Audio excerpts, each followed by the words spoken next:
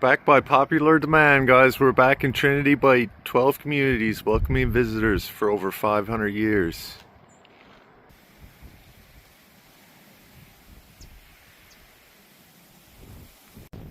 Alright folks, we're here in Port Rexton here now.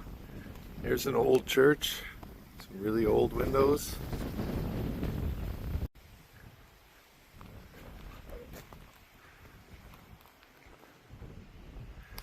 Parking for the organist, the lay reader, and the priest. This here is the Christ Church Anglican Church.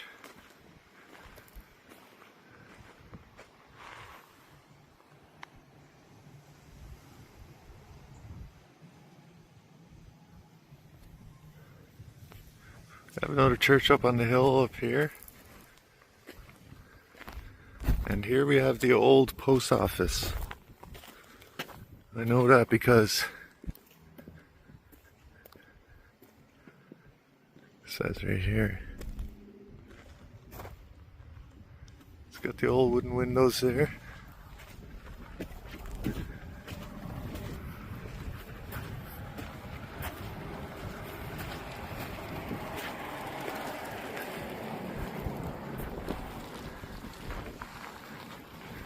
Is this like a tourist attraction or?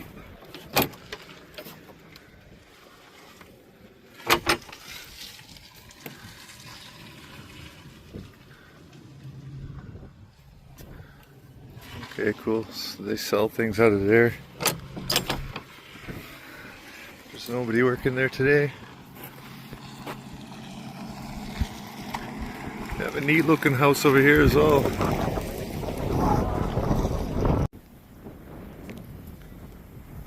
Got one with cedar shakes up here, tucked away in the woods. And right here on this cove, we got a little tiny cabin here.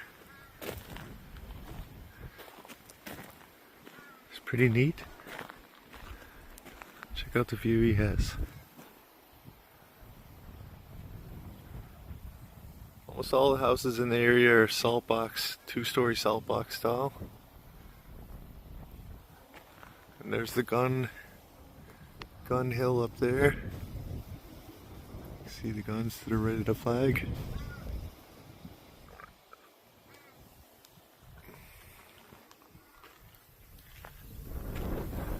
View, man. Every house here has a beautiful view.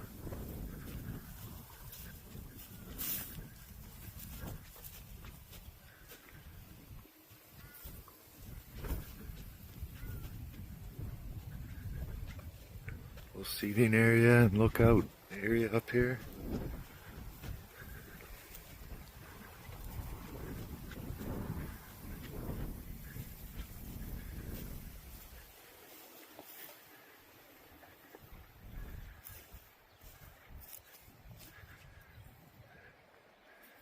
Overnight parking or camping. There's an older fishing stage over here.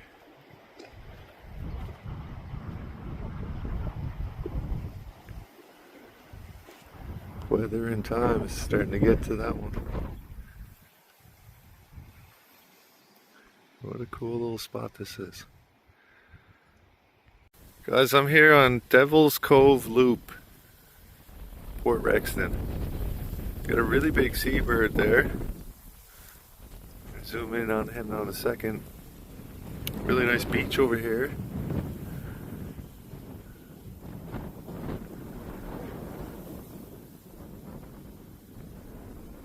Everyone here has a beautiful view of the cove, both on that side and on this side. Let's see if we can't get out over here and have a look around the corner in this cove.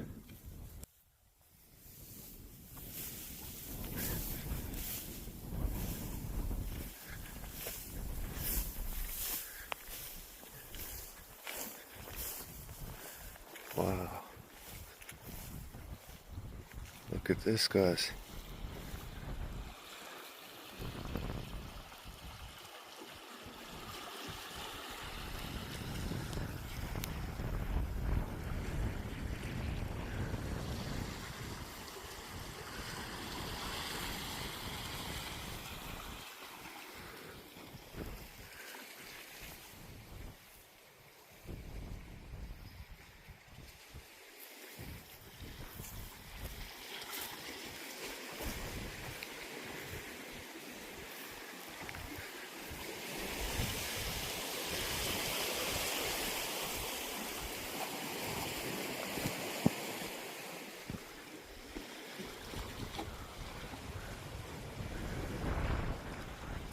nice color in the water.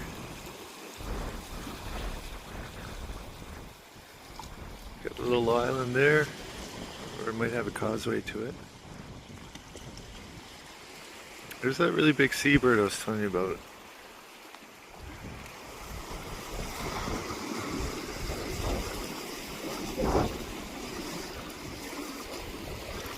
That's just a really big gull.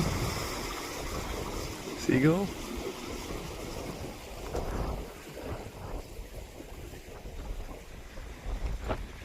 Pretty big, it looks like a dog from here.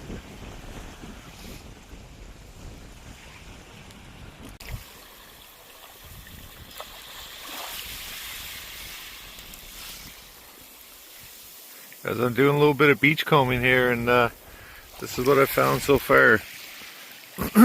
Really rusty 6-inch spike. I would imagine that's pretty old. And we got a sea snail shell and a small mussel shell. What a really peaceful cove this is. There's a little trail that goes out on the point.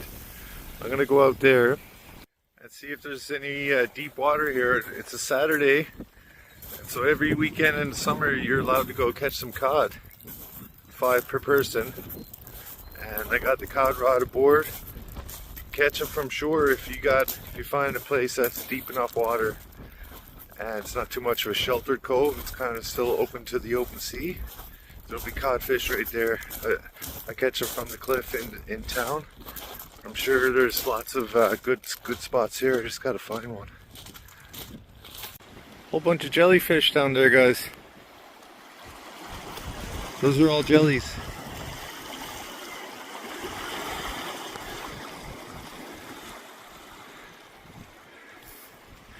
Another really pretty area here. Those rock formations, that's on the Skirwink Trail. See if I can get you a bit closer. Here we got a tree growing right on the edge of the cliff. Check out this little hidden beach here, you guys.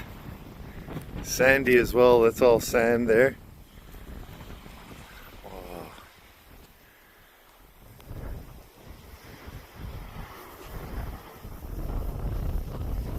Amazing.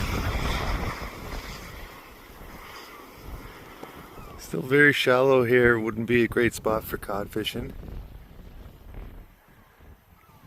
But still absolutely amazing for a little day picnic.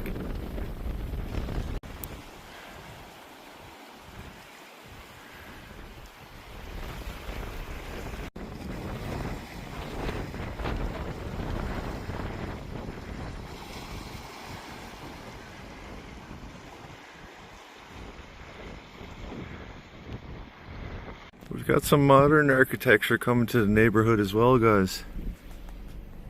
I like it. I like it a lot. Here in the cemetery now in Port Rexton, I see a gravestone here. This person, Alexander Evely, died in May of 1848, aged 23 years. That's the top half, the bottom half of the stone is there behind it. And there's another one here that got cracked off, and you can see the grass is slowly taking it over. Memory of Derek Fifield.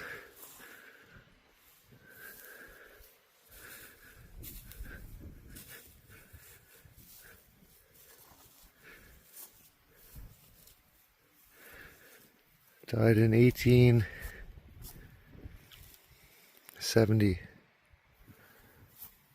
You see that, guys?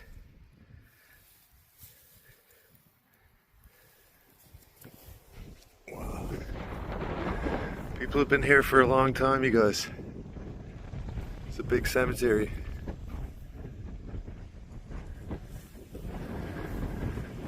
These ones here look pretty old. Not as old. These are in the early 1900s. 1937. Robert Fallow.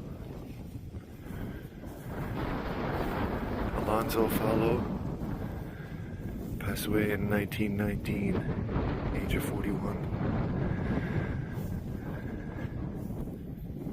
Here we have a grave of an American Air Force soldier, Raymond G. Randolph, New York, Sergeant 6600 Com Squad, Air Force, World War II, 1926 to 1952.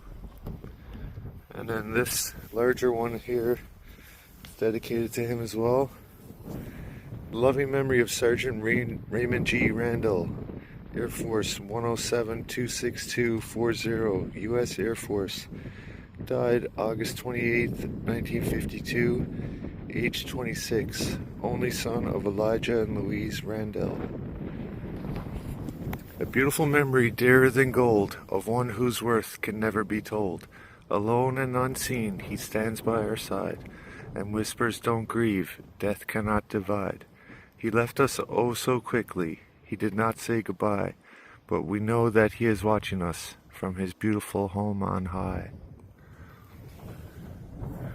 There's the Air Force emblem right there.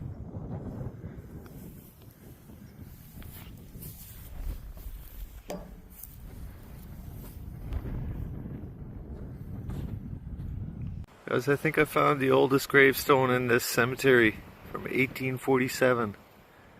In memory of Abraham Bailey, beloved husband of Henrietta Bailey. Aged 62 years. There's a crown on top. Also got some mushrooms growing in the wild here, guys. Kind of colorful.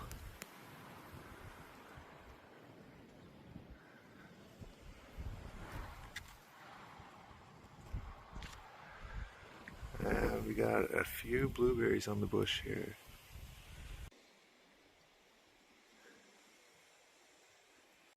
Lots of blueberries on the trail to Gun Hill Lookout here, guys.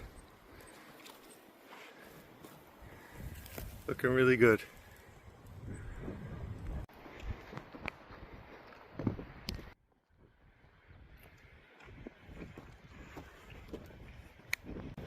Got a modern house up in the middle of nowhere here, guys, tucked into the woods.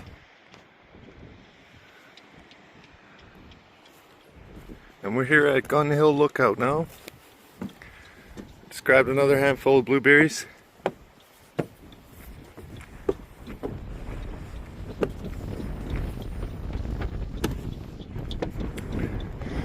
The old stairs have lost their footing there up on the top here. Here's the old guns that used to protect Port Rexton. Super old. Rules and regulations of Fort Salisbury Ship's Cove. The following persons are appointed to be a committee to look after and keep the fort in repair: Alexander Plowman, Daniel Cook, Charles Bannister, Peter Randell, Eli Vivian, Peter Rex, Patrick Hanlon, Robert Rex, and John Guppy. Number 1, the key to the house shall be held by the committee. They shall detain it from anyone when to be used for any purpose which they think would tend to injure the fort in any way.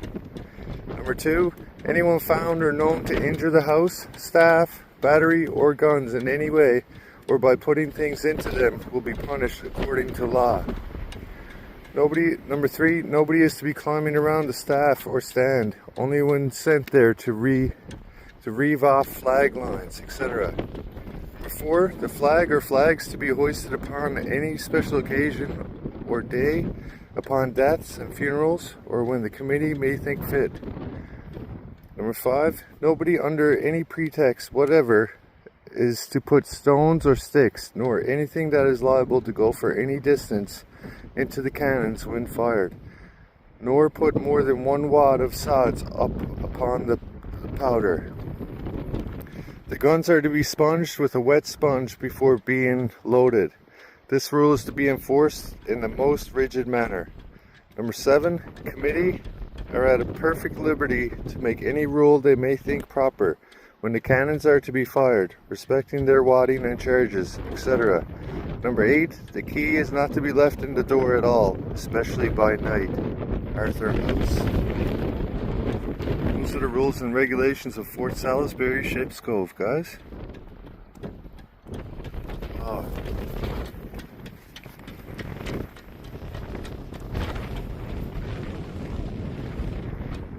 What a view. Panoramic view here, guys. You can see all the areas we stopped at from here.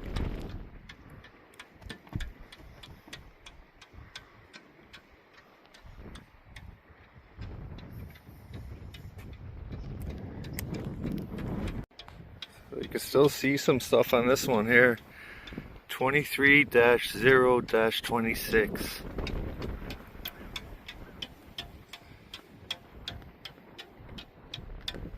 That must be the size of a cannonball it can take. And here's a symbol. Let me know down in the comments, guys, if you guys recognize this or you know what it means. Got the Canada flag just flapping away there. Apologize for the wind, guys. We're up on a high point here. Alright. Let's keep going up the shore. All the way up that way, up towards Bonavista. We're going to keep exploring Trinity Bight. Hit the like button if you haven't so far, guys, and make sure you're subscribed.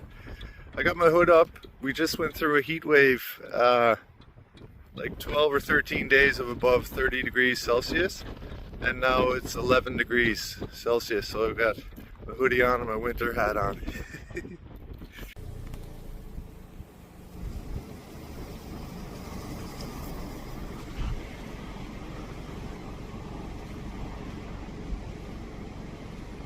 Guys, I'm here at the Port Rexton Stables Hobby Farm.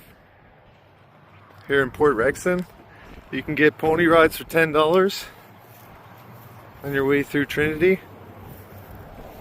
Look at this beauty of a little horse.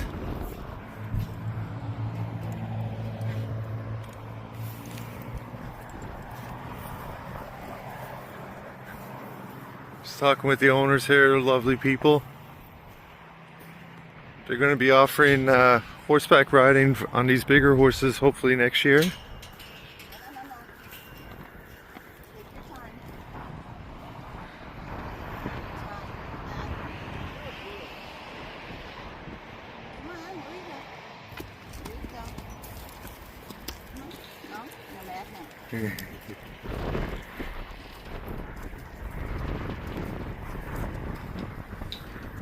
Wow, they're beautiful.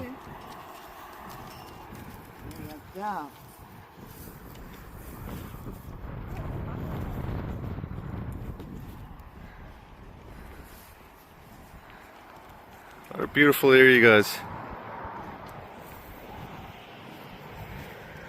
Beautiful group of horses, nice and healthy and strong. Got a little white marker on the back.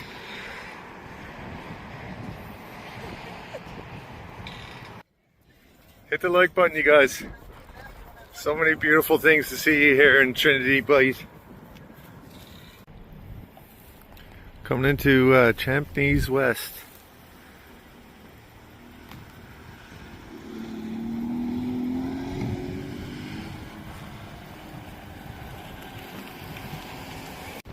Guys, look how beautiful and scenic this place is.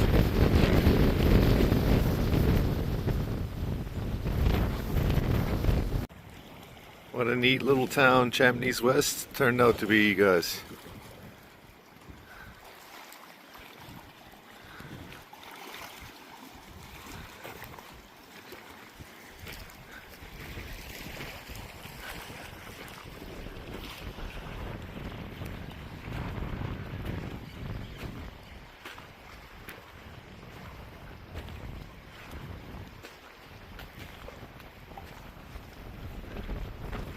Wow.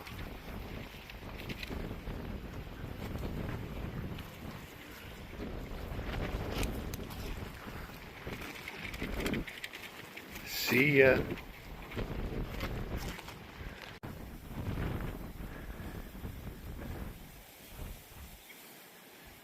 Guys, is this like the cutest little fishing village you've ever seen?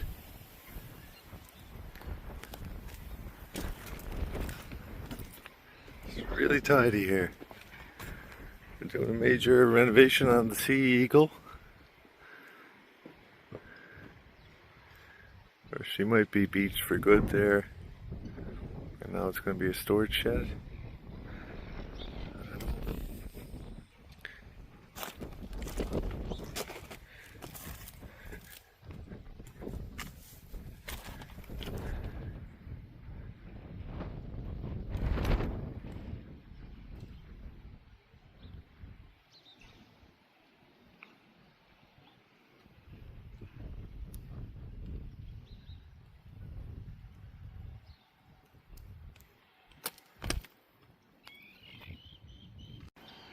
Here at Champney's West Aquarium here now, guys. Open 10 to 5. So we got gifts here, we got books and prints for sale.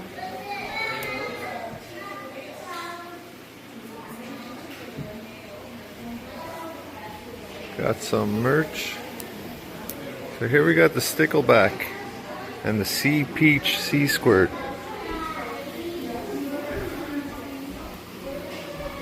Which would be these units here, I guess.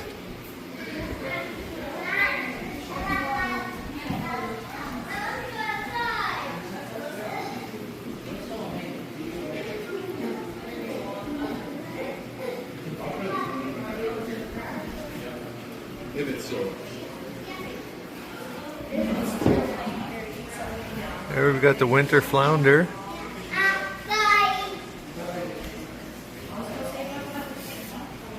This one here is the winter flounder, is it?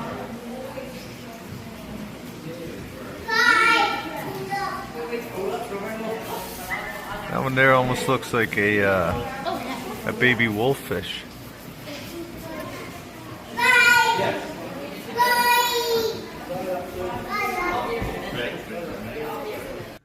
This is a great place to bring the kids.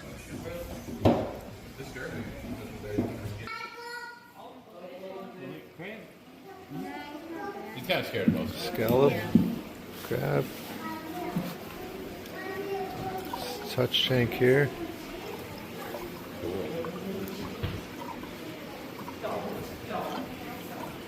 If this goes, he won't nip.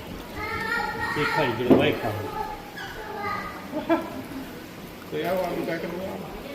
And the rack crab lets you nip to them, you got real shiny. But they hurt. You sleeping? Let me see.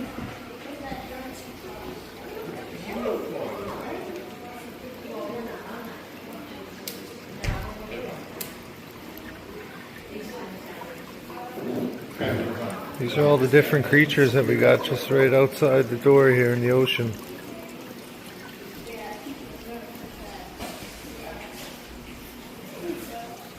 The rock gunnel. Yeah. Oh yeah, there they are there. There's a bunch of them.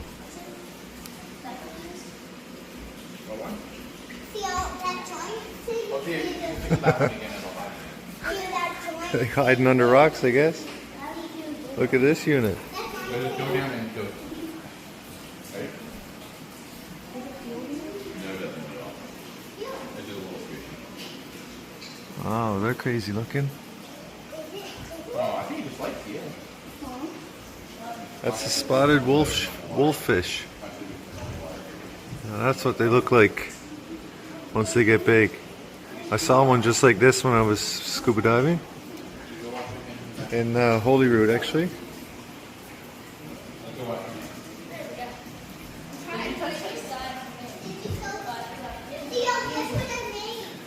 Here we've got some humpback whale baleen. It's very coarse. This is just like your fingernail. Very brittle.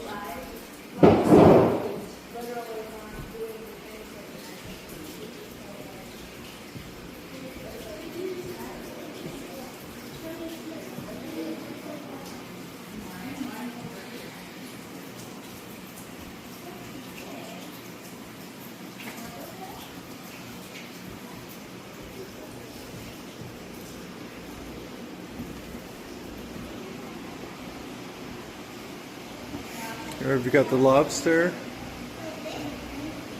and a couple of sculpins. Look at the eyes on those things.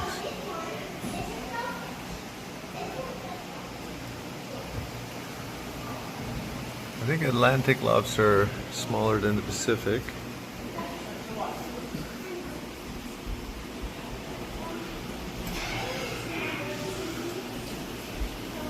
Over here we've got a codfish up top. It's a nice sized cod actually.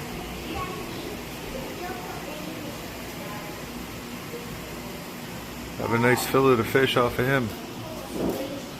For sure.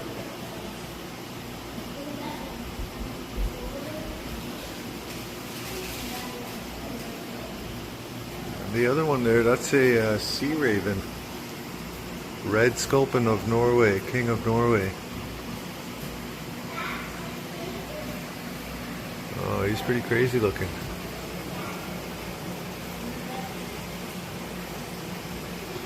There's another one there, he's just chilling.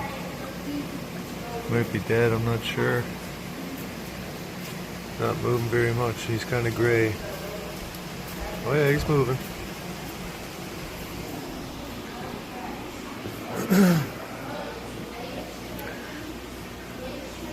Over here we got the lumpfish.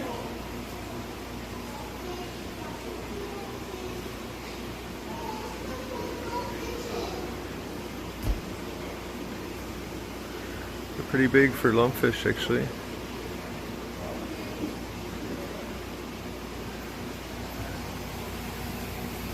And we got a skate down here.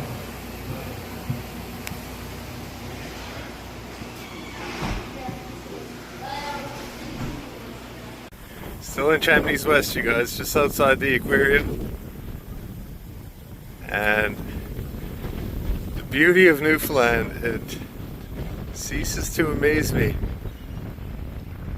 Every single day it's something new. Just look at this place. Wow. A little private beach here.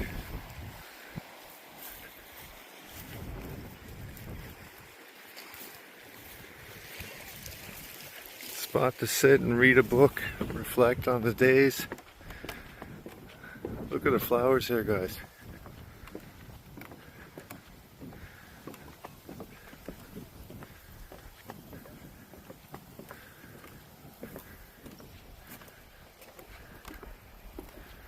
This place is really, truly amazing.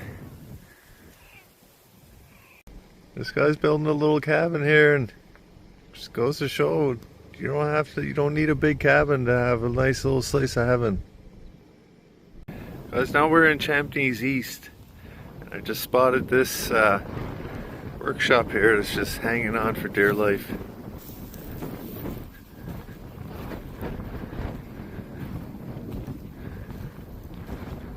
Still got everything on the shelves.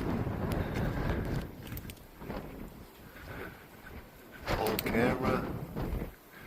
Old medicine, old cups and mugs, toasters. Wow.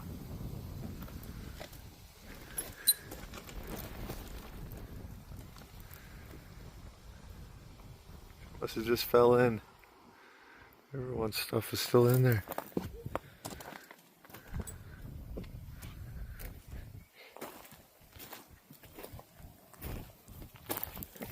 All built with old rail ties.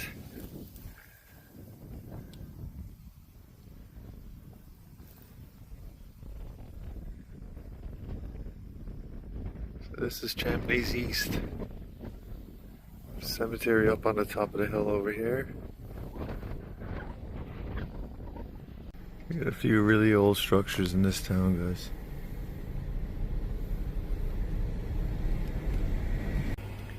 Champney's East also has $1 million view.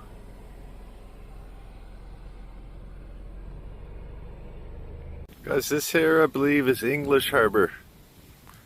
And check out this lonely house way out on the point. It reminds me of the Faroe Islands. That one house that's out there in all the grass and rock. I don't understand why people come here from all over the world. Trinity Bight, Newfoundland. Sorry folks, this is English Harbour. Just saw the sign there. Another view of the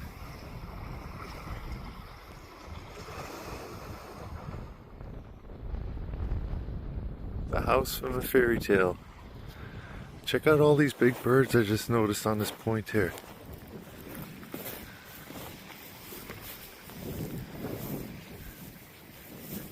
Don't see many of these over on the far east coast of the Avalon Peninsula. For all the bird lovers, bird watchers, can you guys tell me what these birds are? They're starting to take off now.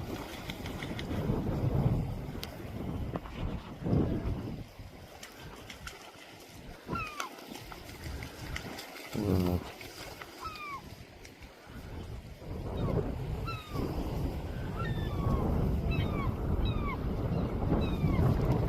Thinking those birds eat sea urchins. 'Cause up at the top of the hill here, there's two. Looks like they tipped them upside down, cracked them open, and ate them. I also see mussel shells right there. So they're probably enjoying all the seafood here. Come back on the rocks and break it open. Wow.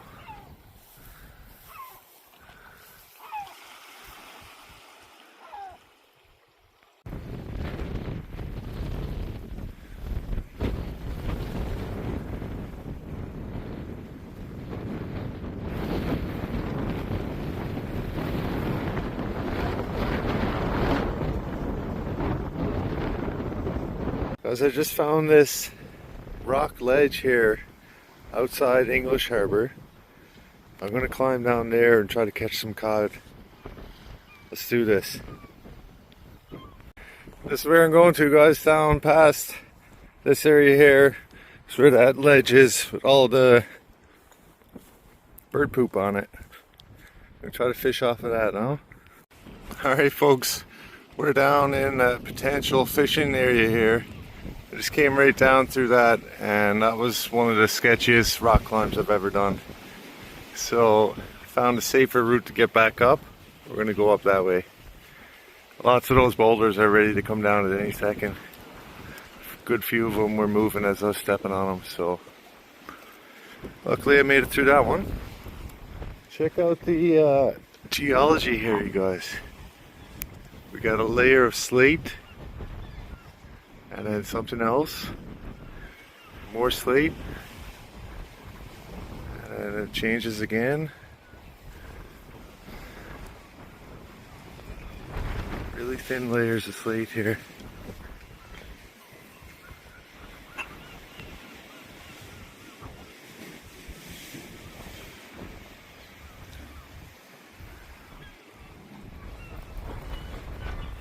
Sounds like a cave here too. Oh yeah, there's water right underneath this. You can hear it sloshing around down there.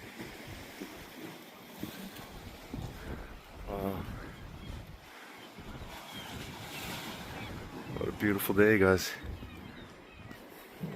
Alright, we brought the tripod, and try not to step in the slippery dung water there. And we got the rod, we got our filleting knife, we got a garbage bag, and lots of birds in the area. We got a couple of extra lures, which is a good thing because there's seaweed there, and over in that corner is super shallow. So our only spot really we can cast off here is going to be right in this area here. See, you've got a little bit of seaweed here, a little bit of shallow rock, but you can't see the bottom. You can barely see the bottom there and all the way along. So if I can cast out, 100 feet out and let it go down, hopefully we'll catch some cod here. I'm gonna set you guys up now on the tripod. All right, folks, first cast, let's do this.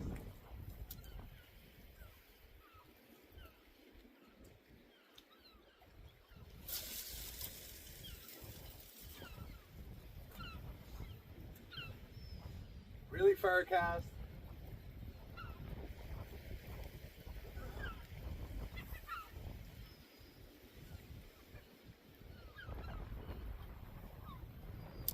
Well, it didn't sink very much at all. It's probably only 15, 20 feet of water there. There's still a cod going by though.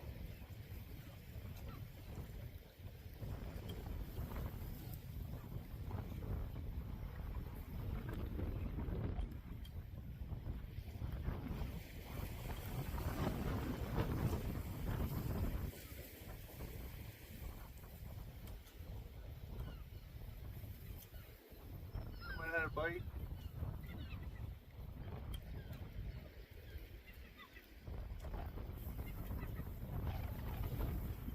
Seaweed.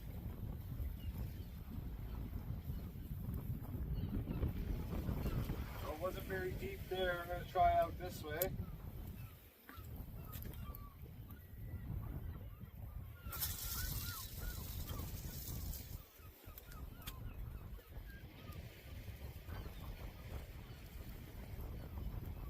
A nice long cast there. It's probably 150 feet straight out. But it's not taking any line. We're only in about 15 feet of water maybe.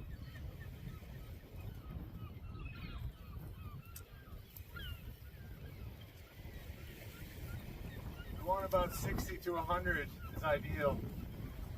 Ooh, got some. Or seaweed, is it?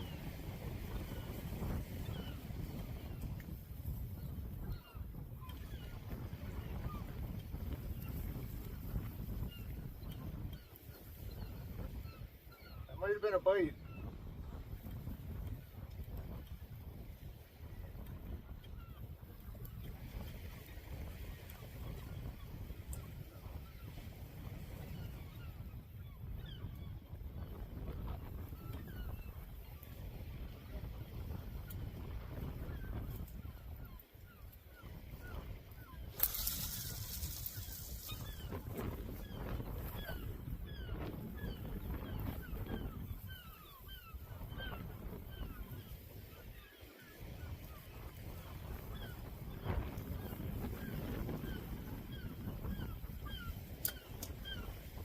Deep enough water, you guys.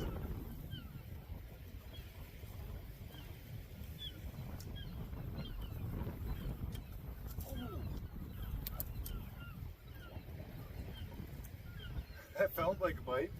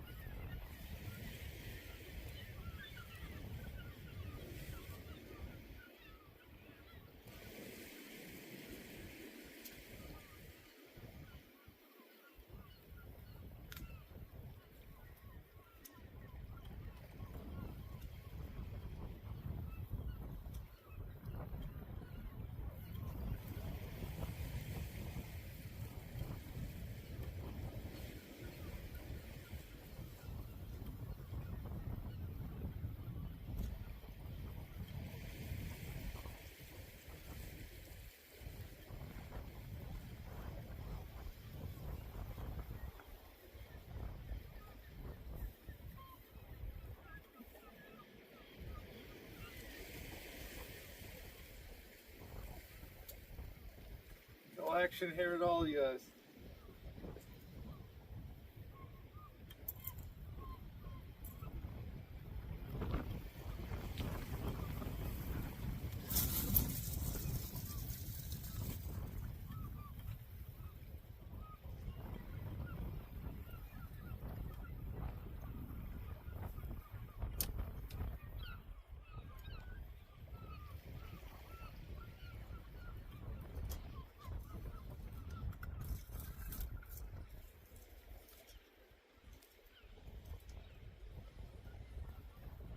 Found seaweed right away.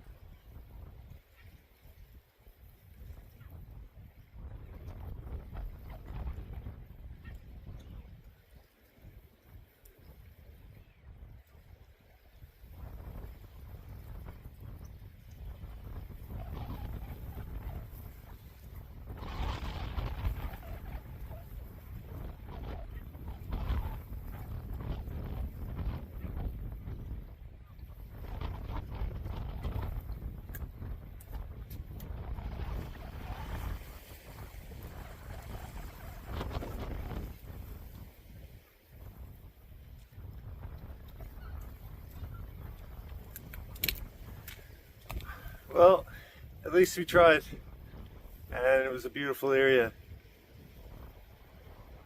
Really relaxing, actually. I love it.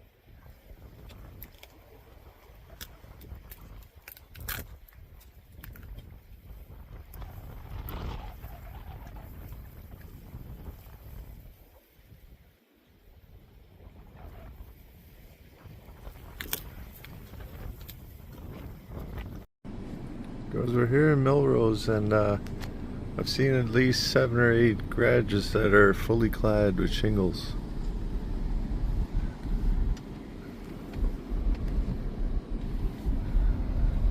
That's unique. I've never seen that before.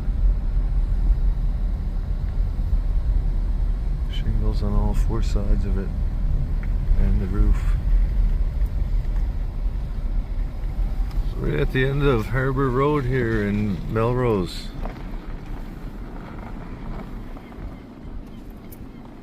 Look at this, guys.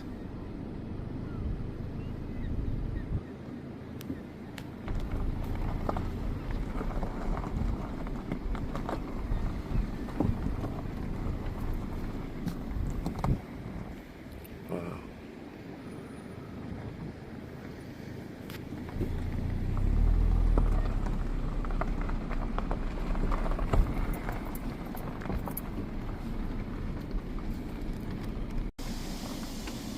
Guys, check out this guy's garage. Wow, even got a skidoo coming out of the side of the wall. Alright folks, now we're here in the historic Port Union. There's a really extra large anchor. Old school. Big fish plant across the way.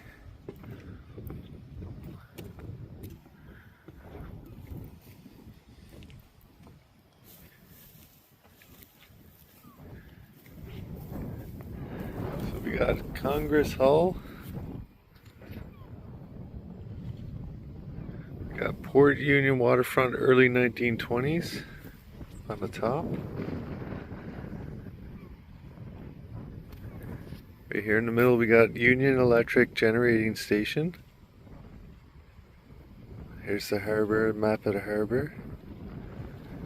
And here's the Church of the Holy Murders. Wow.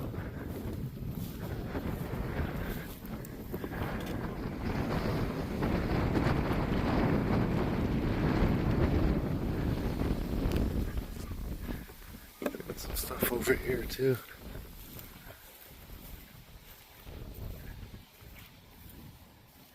Port Union Historic District.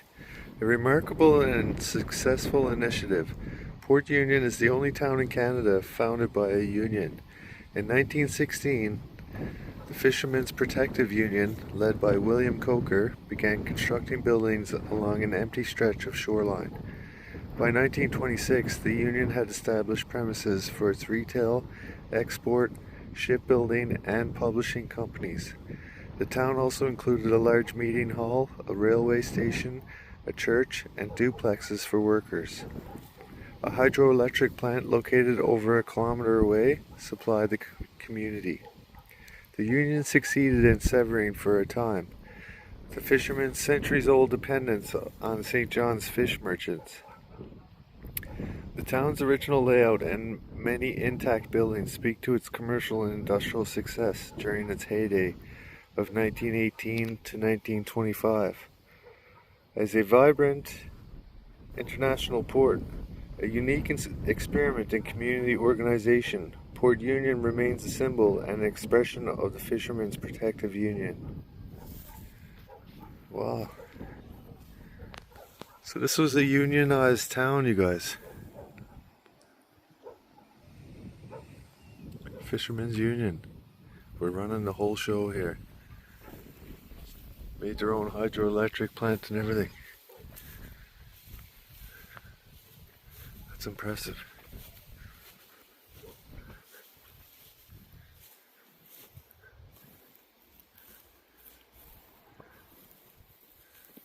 I don't know what we're looking at here, guys. What is this? Something to do with rail? Or a ship? It must be an extra strong winch, maybe, pulling in ships. I don't know. Let me know in the comments, guys, if you know what that is. It's got some gears on it.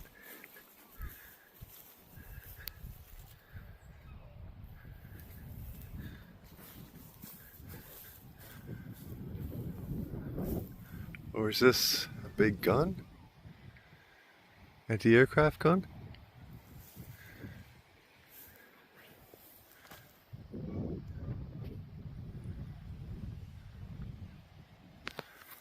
What does it say there? L.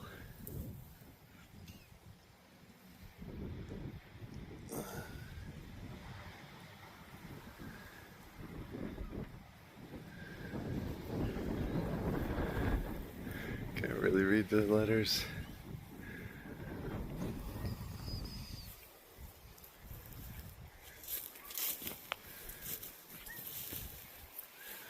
There's an old block and tackle off a ship here. An old sail ship.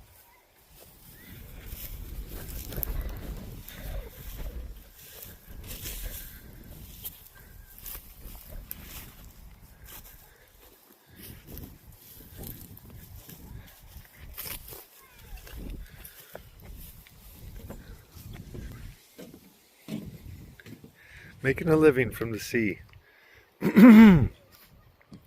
The Fishermen's Protective Union had two main commercial activities: selling gear and goods to fishing families in the spring, then buying their fish in the fall and processing it in Port Union. By 1927, the Union Trading Company was buying and exporting more than 11 million pounds of salted cod a year. One of Newfoundland's largest exporters of salt fish, During the 1920s, it was also sending a 5-vessel fleet of sealers to the ice each year. 11 million pounds they were selling per year of cod. Wow. Look at all the codfish stacked up. It's like newspaper. Saltfish being sorted and graded. Left. And on the right, it's being weighed. Modern innovations. The fish stores are the most modern and conveniently arranged in the country. Adjoining the fish stores, which contain 25,000 square feet of floor space, with fresh fish presses in each flat, is the dryer capable of covering 150 quintals of fish and equipped with electric blowers, fans, and heaters that transfer damp fish into hard dry in 20 hours. At the other end of the fish store is situated the salt store, with a capacity of 25 tons and a cooperage equipped with machinery that provides all the fish packages used on the plant. The roof of the fish store and cooperage is used as a flake to dry fish. Wow. Salt fish is drying on the roof of the fish store here. All the guys laying out all the cod there to dry. And this is the trading company retail store in Port Union, 1950. This was like another world, guys.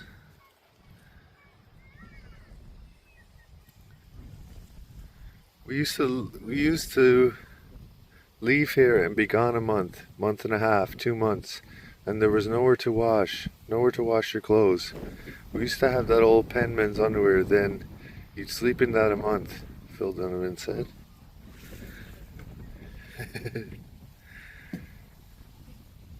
Fired up for a washing machine.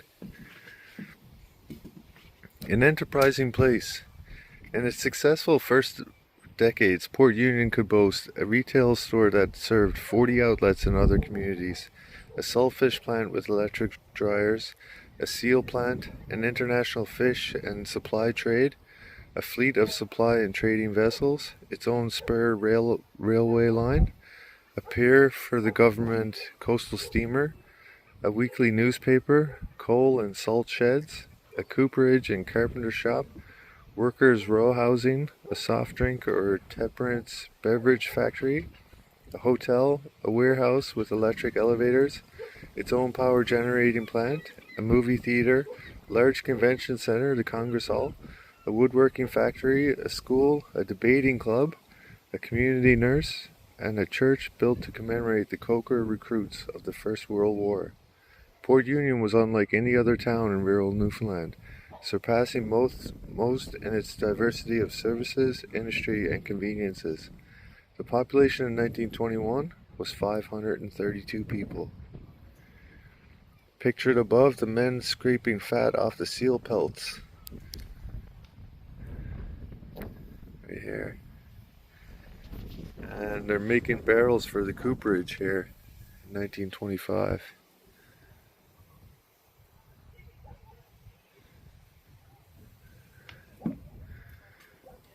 This is really interesting, guys. Fishermen's Union Trading Company, the FPU, formed its trading company, FUTC, in 1911 to buy goods at wholesale prices and ship them to the union's local councils, who would then sell them to fishermen for cash at cost. Its purpose? To take economic control from the existing merchants and give it to the fishermen. The trading company moved to Port Union from St. John's upon completion of its premises in 1918. By 1919, it had more than 4,000 fishermen shareholders, ran more than 40 cash stores in Newfoundland, and its annual trade of fish and supplies exceeded $3 million. By 1927, it was one of the biggest commercial enterprises in Newfoundland. Union Electric and Power Company. The hydroelectric power came early to the new town of Port Union in 1918, only the fourth hydro generator operating in Newfoundland. It was located near the harbour at the mouth of the Catalina River. The first 400 power generator supplied power to the town's commercial and residential buildings. The second generator, added in 1920, extended power to Elliston and Bonavista. Eventually, the plant supplied power to a large part of the Bonavista Peninsula as far south as Clarenville. Wow. Union Shipbuilding Company. The shipyard was added to Port Union's enterprises to build Union-owned ships that would carry the trading company's goods, including salt fish. The first ship was launched in 1918, the last in 1933. More than 24 ships were built in all, vessels ranging from 49 to 405 tons. They plied coastal and international waters, and took sealers to the Labrador ice. Ships were also built outside the shipyard, notably by Captain John Blackmore.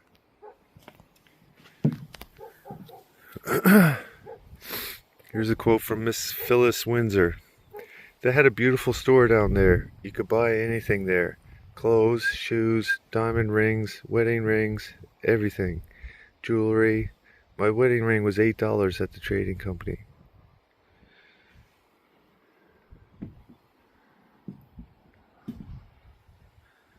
Who would have known, guys? I didn't know this place, I didn't know any of that history on this place. I'm gonna go down and read that plaque down there as well. Get some more history insights down there. Port Union and the FPU, Port Union.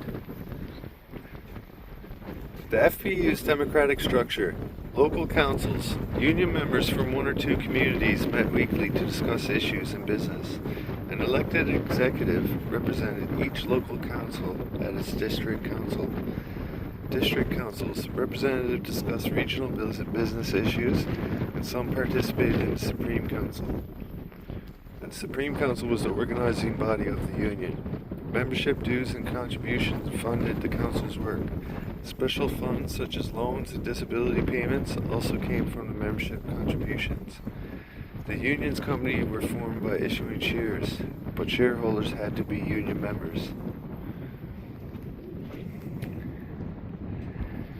Here's the fish store in 1940. We stand for state compulsory fish export. Port Union was built to be the home of the Fishermen's Protective Union. The union formed in 1908, bought waterfront property here for $400. $400, and construction began in 1916. Over the next 2 years, Supervisor Bernard James Miller and his workers transformed the rocky, rugged site into a busy and diverse commercial center. Why choose this site? It was close to the Union's base of support, the fishermen of Bonavista and Trinity Bays. In addition, 100 or more vessels could anchor in the large harbor, which was often ice-free through February. Union Central. Port Union became the center of the FPU's business in all ways. Congress Hall, its annual convention center, was built here in 1924. The Fishermen's Union Trading Company, formed to break the old merchants' stranglehold on prices and trade, moved its operations here in 1918.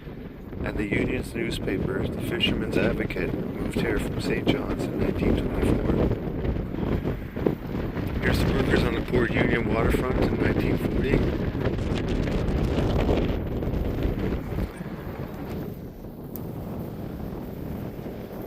Check out the rock here. There's a couple hundred jellyfish washed up on the shore here.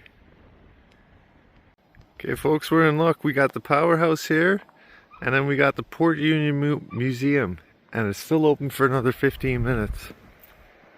I thought it would be closed because it was 5 o'clock, but we're still on the go here, it says. Come in, we're open.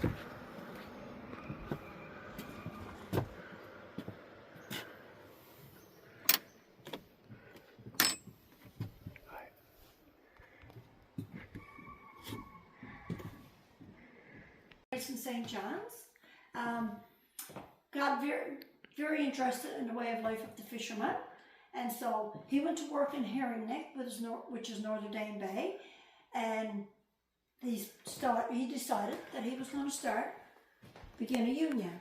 So on November 2nd and 3rd, 1908, he held meetings in this building right here in Herring Neck to tell the fishermen that he was going to start a union. So the Fishermen's Protective Union was formed the second night with 19 members, and of course Mr. Coker was president.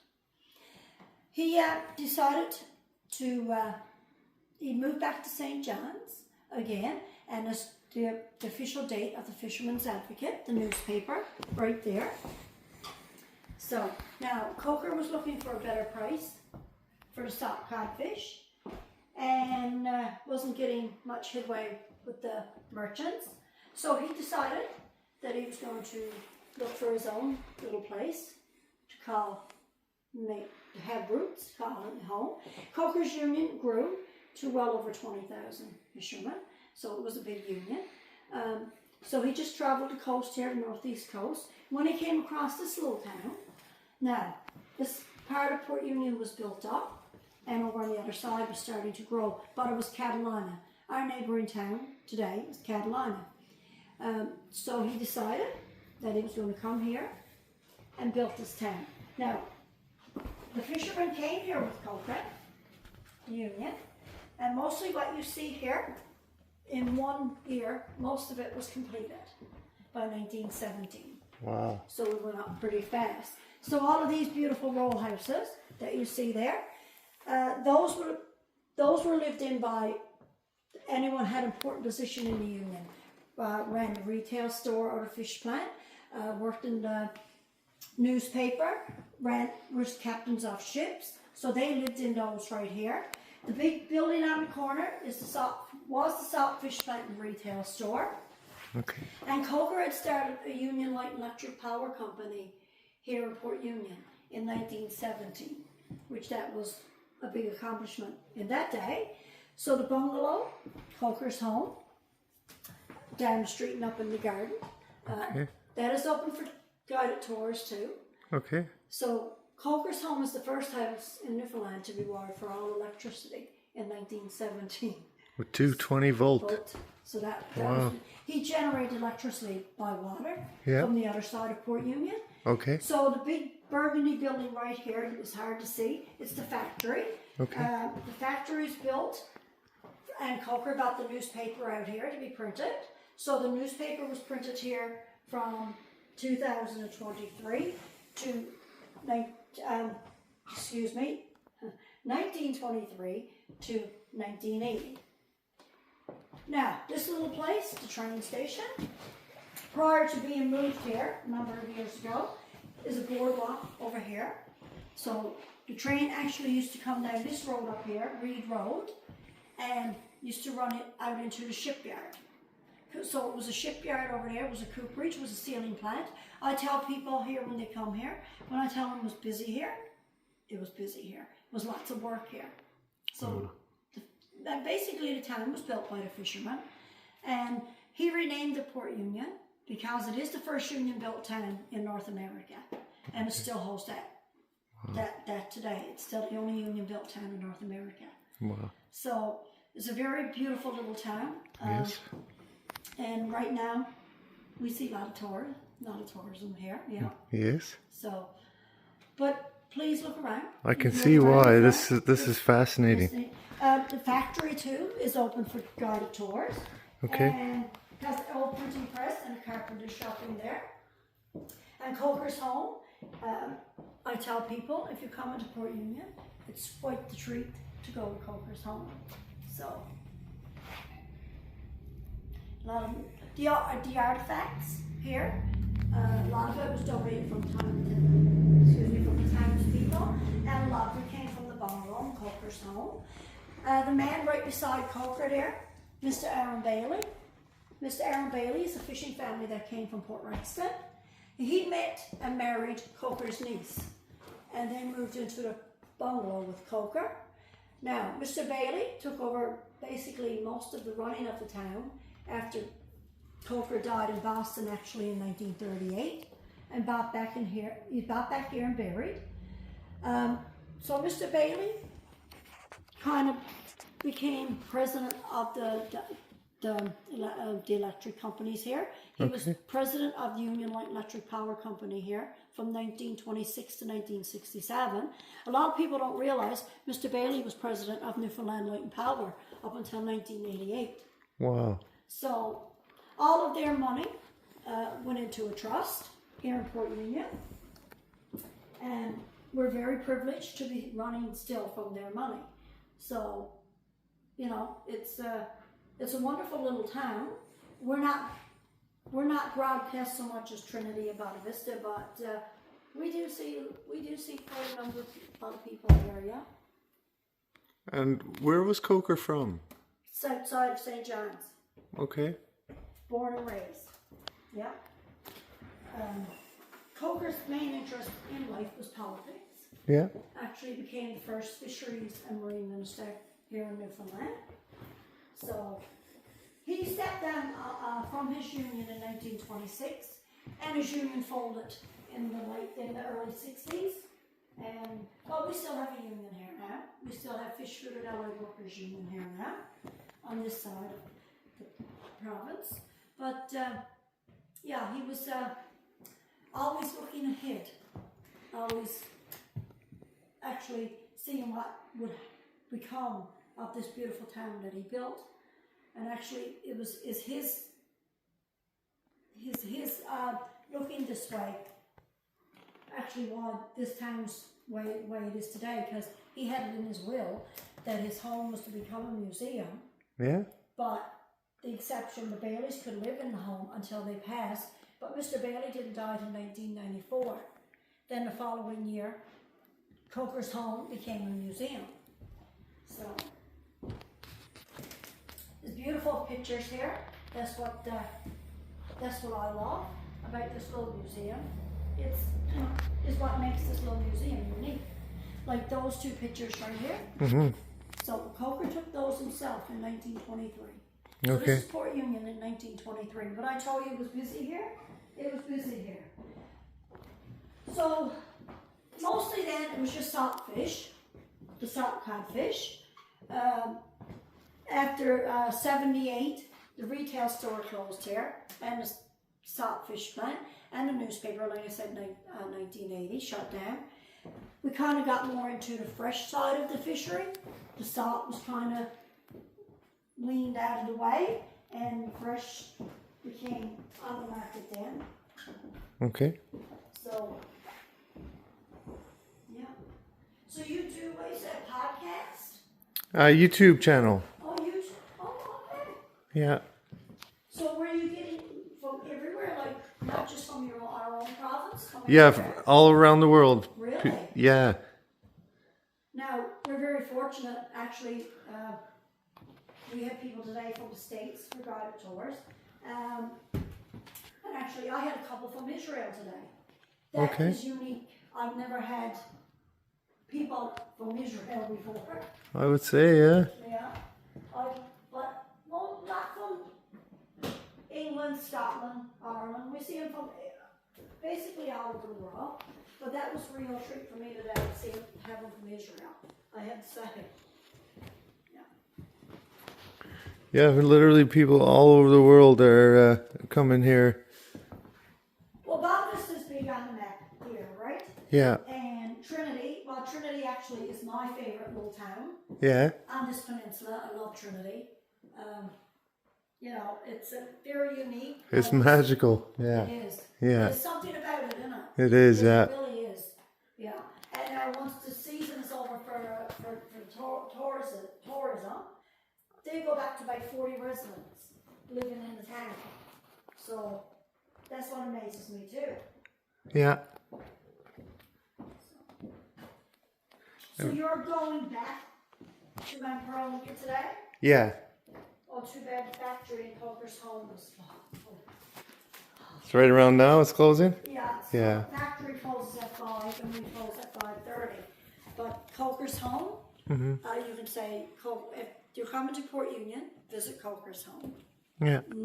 It's amazing. And here too, this little train station has so much history here. Well, that's great. You're promoting places like that. That's wonderful. That's what we need. be promoted. Yeah. It's been a wonderful summer, though. It's been there are a lot of people on this island this summer. Well, thank you so much for that. That was a wonderful presentation. Very informative. My name is Doug. Marlene. Marlene, nice to meet you. And hopefully lots of people come to Port Union. Yes, hopefully they will come here and visit us. Yeah. A lovely town with lovely people. Yeah. Oh, it's a very beautiful town. The fishery, I still tell people today, fishery is still very much a main part of this little town and this peninsula. So, and that's still great. Still got a heritage. And this is a sword, Marlene? That's a sword from Beaumont Hamel. Wow. Coker and Mr. Bailey, Mr. Coker and Mr. Bailey visited Beaumont Hamel and bought back a number of things. Most of what they bought back is at the bungalow. But Coker had a nephew who died at Beaumont Hamel. And actually he had 68 Coker recruits that went to Beaumont Hamel, and 10 did not return. So he played a major part in that too. Yeah, but that sword is very old. Very, very old. Wow. Anyway. Mm-hmm.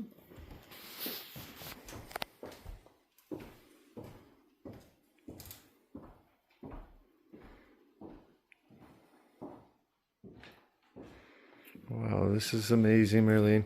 I'm so glad you're still open. I thought you'd be closed and I drove by. We're 5:30. Yeah, 5:30 worked for me today. Yeah. This was absolutely great. Yeah, yeah. And that table, like I told you, was 32 ships built here on Coker's Day. Mm-hmm. So that table came off one of his ships called the Can't Lose. That was the name of the ship. Okay. And her job was to deliver the cod oil Okay. all over the island. So that's I love the point. I point that out. Mm-hmm. And every ship that was built here had a job. Some went with the fish, went with the cod oil, delivered goods all over the island, because the Union had 40 retail stores all over the island. So every little ship had jobs. But they weren't little ships, they were big ships, big boats. So.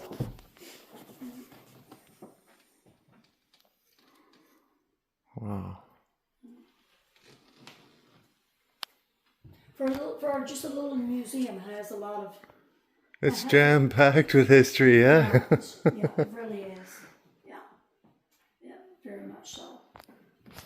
Well, I'm going to continue on my journey, Marlene. Thank you so much. You're very welcome. And Thank you. we'll see you again. Hopefully. Thank you, dear. Thank you. Wow, that was great, guys. When you come into Port Union, you got to stop here at the Port Union Museum, right here, guys. Marlene's a wonderful person there, and she knows all the facts. The place is just jam-packed with history. Super, super interesting. Smash the like button, you guys. Hit subscribe right now. We're going to go get ourselves a nice meal here in Port Union. So here's what the duplexes look like.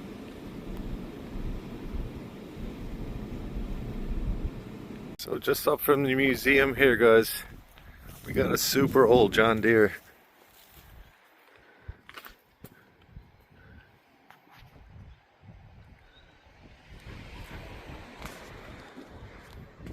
Any tractor enthusiast can give us a bit of info on this.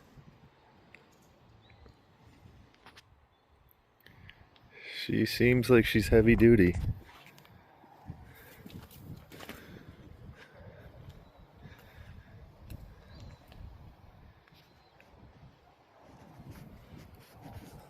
Plowed up the vegetables for the fishermen to have a nice garden. Healthy grub to go with the fish. And here we got the plow.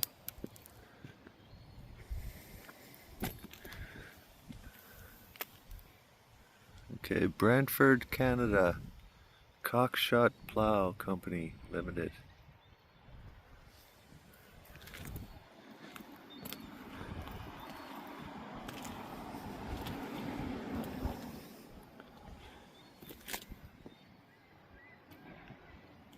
It's got a serial number there. P4772. You'll probably be able to look up the specs on that. Just that serial number. Okay, we got some more equipment over here, guys.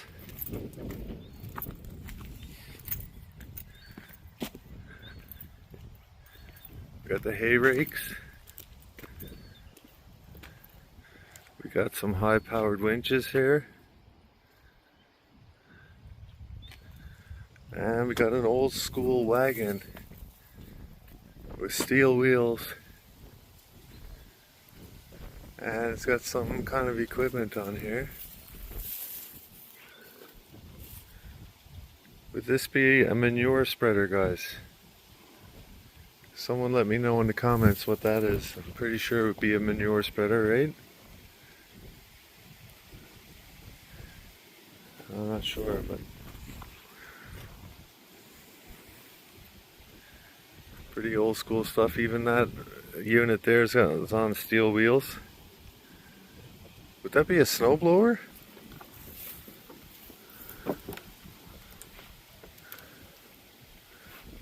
It's got a big chute on it.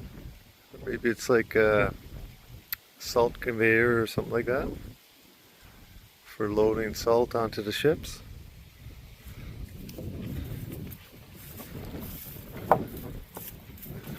We got another history board here, guys. I'm addicted.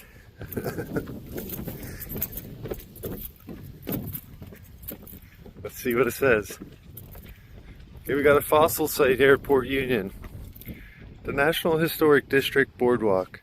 The rock surfaces below the boardwalk at this site contain rare and exceptionally preserved fossils from the Ediacaran period, 635 to 541 million years ago. You can only see them when the tide is low.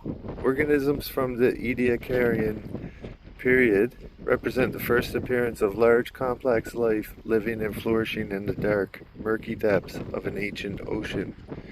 They lived on the muddy seafloor, so far below the surface that no light could penetrate. During this time, there were occasional underwater avalanches of mud, silt, and sand flowing down the deep sea slope, depositing the thick beds of sediment seen today. Explore the geosite to observe the brown-beige volcanic ash layers above the fossils. These ash layers are important in preserving the fossils and allowing geologists to date the age of the rocks.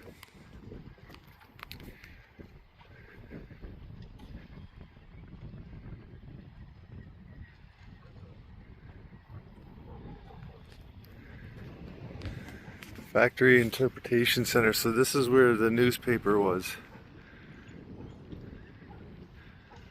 In this red building here. Alright, let's keep going through the town, guys. Here's Coker's bungalow. And the next time I come here, I'm going to do a tour of this residence for sure. Life in Port Union.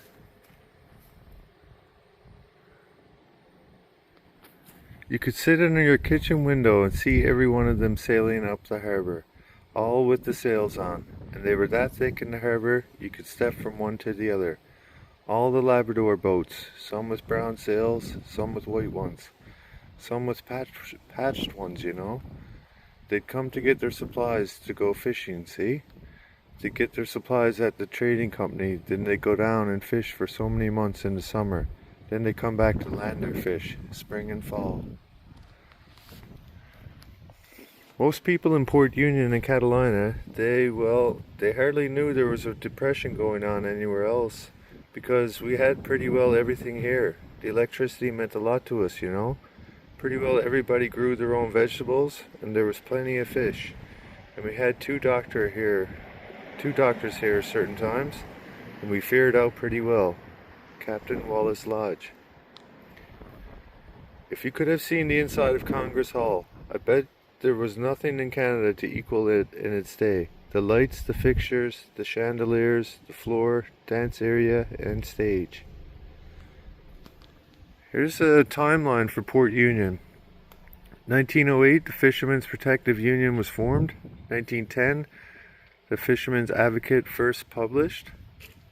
In 11, Fishermen's Union Trading Company was created. 1912, Union Party formed at the annual convention. FUTC starts business. 1913, 8 Union Party candidates elected to the House Assembly. 1914, Union has 20,000 plus members. 1919, Coalition of Union Party and Liberal Reform win the general election. Coker becomes Minister of Marine and Fisheries. 1923, William Coker made a Knight Commander of the Most Excellent Order of the British Empire. 1924, the Fisherman's Advocate moves to Port Union. Union Party loses power in the general election. 1926, Coker retires as president of the FPU. 1928, Coker and Union Party's members re-elected. 1932, Coker retires from politics. 38, Coker dies in Boston. 45, major fire destroys many Port Union buildings. In 1960, Congress Hall destroyed by fire. The FPU ceases to exist as an independent union. In 1966, Union Electric becomes part of Newfoundland Power. 1977, Trading Company goes into receivership. 1980, Advocate ceases publication. In 98, Port Union Historic District designated a National Historic Site by the Minister of Canadian Heritage. In 2001, restoration work begins on the factory, an Advocate building in historic Port Union. Wow. So, as you can see, guys, they're restoring everything here. Luckily. What an amazing little town this is.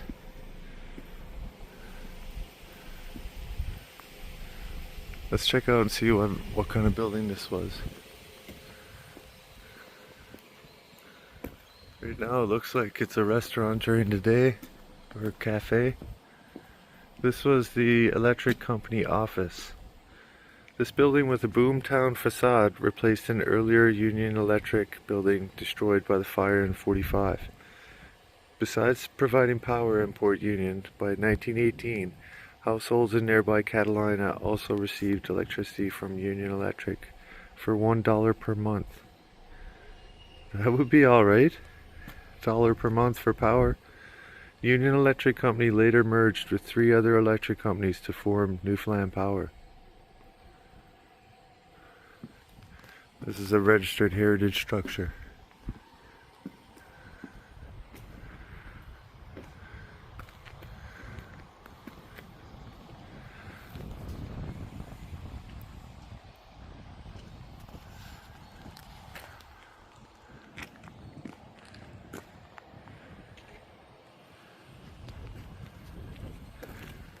Got a church on the hill here.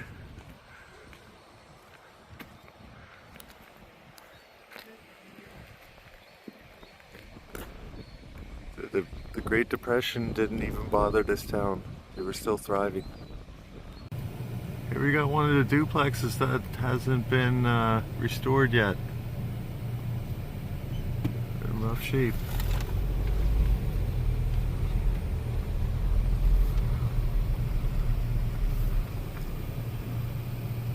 Wow. I would imagine this is one of the old fish shops. One of their retail stores or a garage or something.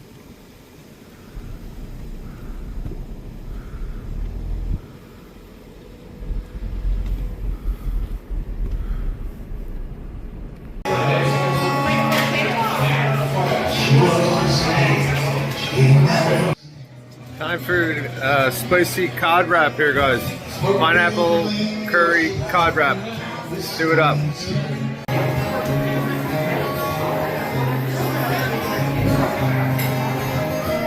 Guys, when you're in Bonavista, you got to go to Ragged Rocks Dining and Spirits Pub and Gastro Pub. I just had the pineapple curry cod wrap with the garden salad and blueberry vinaigrette. Oh my goodness, it was friggin' scrumptious. Way to go, you guys. Delicious food. Somebody smash the like button. We're going up to Cape Bonavista here now to finish off the video. Well folks, it's about that time. We just had a delicious dinner. The sun is setting. We're out here at Cape Bonavista here now, and John Cabot is on the hill overlooking our position here right now. Check this out, you guys.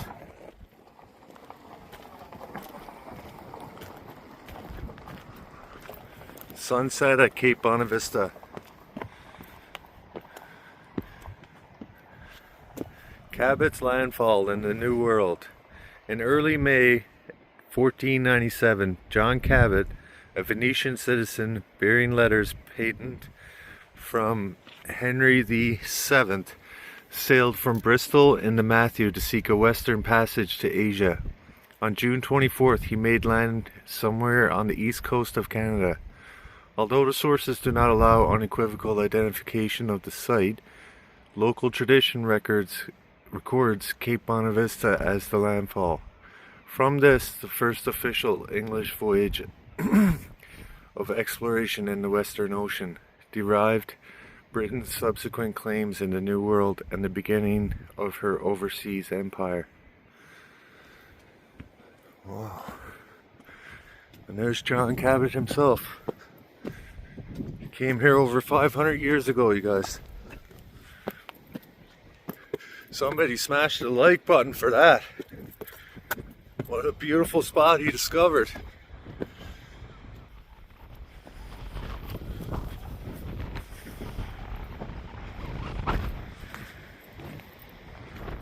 And he was a fine young man. John Cabot his own self.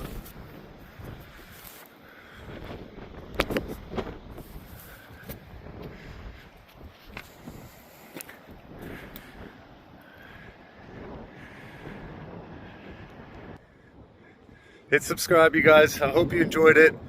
We'll see you guys on the next one. Deep Dive Survivor. Smash the like button and share this with your friends. See you guys.